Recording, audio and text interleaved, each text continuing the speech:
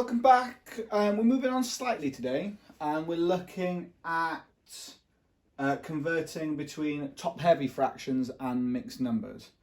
Okay, now we looked at fractions last couple of weeks, so this really builds on that as well. It looks at this. This is one of the skills that we needed for that, so we're going to look back at it and make sure that we've got it perfect. Okay. Now, a top-heavy fraction, okay, is when the number on the top, the number in the numerator, is bigger than the number in the denominator.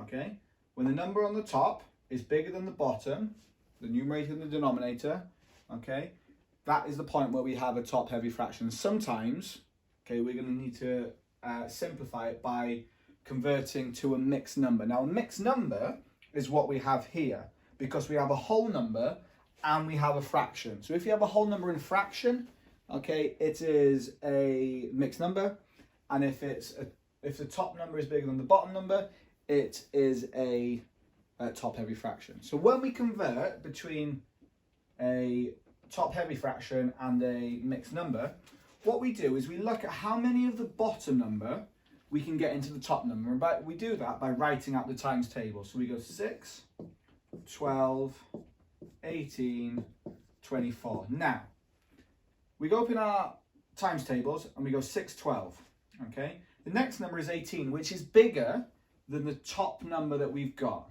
okay? So we have two whole numbers in the timetable, okay? How many have we got left over? Well, how many does it take to get from 12 to 15? Okay, it takes 3, and we are working with 6, sorry, not 5th, 6. Okay, that is also the same as 2.5. But all I'm really concerned about is you getting to this stage here. Okay, if you can get a whole number, because there's two numbers in the times table before we go too far, and we're left with 3 and we're working with 6. Okay, let's have a look at the next one then. 28 over 3. So we're going to go up in the times tables of the bottom number, the denominator. So we're going to go 3, 6, 9, 12, 15, 18, 21, 24, 27, 30. Okay, when we get to 30, we've gone too far. So we've got 1, 2, 3, 4, 5, 6, 7, 8, 9 numbers that we can use. So our big number, our whole number, is 9.